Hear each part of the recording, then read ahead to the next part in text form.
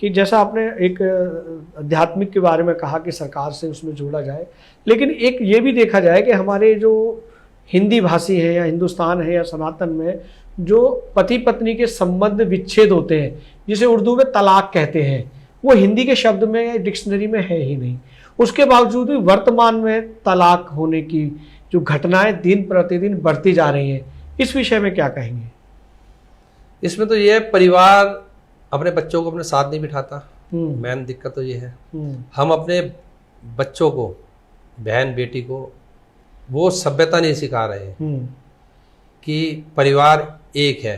पर आजकल शादी के बाद सब माँ बाप सोचते हैं कि हम अपने बच्चों को अलग कर दें, छोटा परिवार देखते हैं। क्या माँ बाप सोचते हैं? माँ बाप नहीं, बेटी के माँ बाप सोचते हैं या बेटे के माँ बाप सोचते हैं? बेटे वाला तो ये सोचता है कि हमारे घर में कोई अच्छी बहू आए, संस्कारी बहू आए, मगर अपने बच्चों को वो सभ्यता नहीं दी जाती। हम चाहते हैं हमारे घर में कोई अच्छी बहू आए, मगर हम अपनी बेटी को वो सभ्यता नहीं देना चाहते। वाह वाह वाह, बेटी हमें अपनी बेटी को पहले सभ्यता दे। क्या बात है कि आगे जाके जिस घर में जाओगे आप, उस घर के अंदर वो अपना परिवार समझना है। वो मम्मी पापा जो है सामने वाले, वो भी तुम्हारे दूसरे मम्मी पापा है, वो सास ससुर नहीं है, मम्मी पापा है। अगर छोटा भाई है, देवर है, उसको अपने भाई की तरह समझना है आपको। वाह वाह वाह वाह, तभी हम संयुक्त परिवार रह सकता है, तभी हमारे परिवारों में इस तरह के विघटन नहीं आएंगे। वाह, बहुत अच्छी बात है। हम आगे बढ़ते हैं सक्सेना जी। जैसा कि अपनी संस्था है, जिस संस्था से आप इतने अच्छे अच्छे कार्य करते हैं, आप समय समय पर पौधारोपण करते हैं और पौधे वितरण भी करते हैं, इस विषय में भी हमारे दर्शकों को बताएं। ऐसा है जी, कोविड के समय हमारे जैसे संगठन थे, उन्होंने देखा है कि पौधे ना होने के कारण ही कोविड का स्वरूप बहुत बड़ा हो गया था। तो मैं चाहता हूं अपने माँ बाप के नाम से एक एक पौधा तो जरूर लगाइए। वाह। जैसे नवरात्रों पे हम पौधे बांटने का कार्य हमारा संगठन करता है। कोविड के समय हमने देखा है शमशान घाटों में लाइन लगी हुई थी जी। मेरे पास फ़ोन आते थे सुबह के समय कि जी पैसों को लेने कहते, वो कहते जी हमें जगह की व्यवस्था करवा दीजिए, अंतिम संस्कार करवा दीजिए। अब पंडित जी से मैं रिक्वेस्ट कर करके उनसे कहता था कि जी इनकी अंतिम संस्कार करवा दो। जी जी जी। तो पौधा जरूरी है हमारे जीवन के लिए। वाकई बहुत अच्छी बात है। वाकई ही आप पर्यावरणविद हैं जो इस विषय में बहुत अच्छे से सोचते हैं और आपकी विचारधारा नेक है। जैसा कि आपकी संस्था चला रहे हैं, नेक कार्य कर रहे हैं, अगर कोई आपकी संस्था से जुड़ना चाहे या शामिल होना चाहे तो कैसे शामिल? अभी 2 साल से हमने मेंबरशिप खोली है जी। पहले हमने बंद कर रखी थी। तो कोई जुड़ना चाहता तो स्टार्टिंग में हम पहले साल हम 5,000 रुपये लेते हैं जी। उसके हर साल 1,000 रुपये सालाना लिया जाता है और उस पैसे को खाली हम 2 जगह ही लगाते हैं, एक अंतिम संस्कार में जी और एक अस्थि विसर्जन में, और हम किसी कार्य में उस पैसे को नहीं लगाते हैं।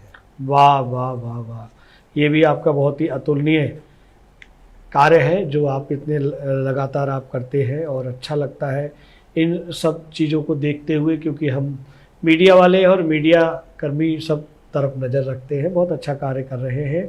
और एक जानकारी और लेना चाहेंगे कि लावारिस अंत्येष्टियों की देखभाल और विसर्जन के लिए संस्था के नज़रिए को और दृष्टिकोण को भी जानना चाहेंगे कि कैसे कैसे अंत्येष्टियाँ आए या लावारिस हों, उनको कैसे आप उसको संतुष्ट करते हैं कि लावारिस हैं, इनका विसर्जन होना चाहिए। ऐसा जी, जो लावारिस होती हैं उनको तो दिल्ली गवर्नमेंट, दिल्ली पुलिस उनका अंतिम संस्कार वही करवाते हैं जी, और वो इलेक्ट्रिक से होता है जी। इलेक्ट्रिक के अंदर थोड़ी सी जगह के अंदर ही राख बनती है, उसको गवर्नमेंट ही अपने आप करवाती है जी। हम तो जो ऐसा परिवार है जो अपने माता पिता की अंतिम संस्कार को तो करवाते हैं, मगर अस्थियां लेके नहीं जाते हैं ब्रिज घाट जी, तो हम उन अस्थियों को लेके जाते हैं।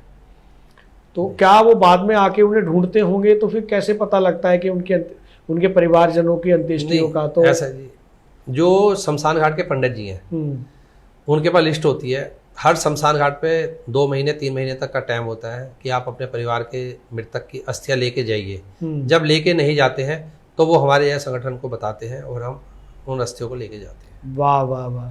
हम जानना चाहेंगे सक्सेना जी कि ये सब करते करते हुए आपको कई वर्ष हो गए और सैकड़ों लावारिस अस्थियों का आपने विसर्जन भी किया है।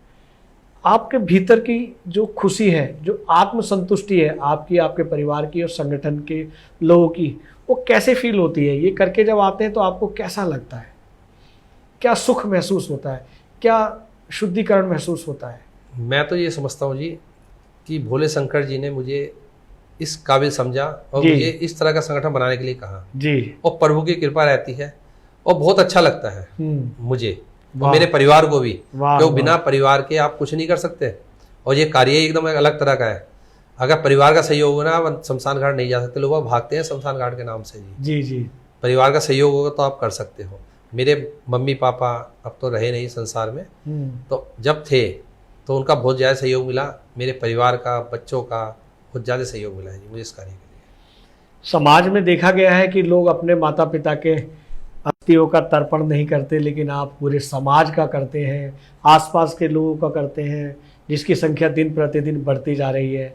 ये सब बातें, ये सब जानकारी, ये सारे अनुभव हमारे ट्रू मीडिया के माध्यम से और ट्रू मीडिया के दर्शकों के लिए क्या संदेश देना चाहेंगे? संदेश तो यही है जी मेरा, मैंने आपको पहले भी कहा है जी। कि बड़ी मुश्किल से इंसान का जन्म मिलता है जी। वाह। और समय निकाल के समाज के लिए समय दीजिए और किसी ना किसी कार्य में लगे रहिए। पैसा जरूरी नहीं है, मगर समाज में समय देना और अच्छे कार्यों में लगना बहुत जरूरी है। ये वीडियो YouTube पर देख रहे हैं तो हमारे चैनल को सब्सक्राइब करें और बेल आइकन को दबाना ना भूलें। अगर आप Facebook पर ये वीडियो देख रहे हैं तो हमारे पेज को लाइक करें।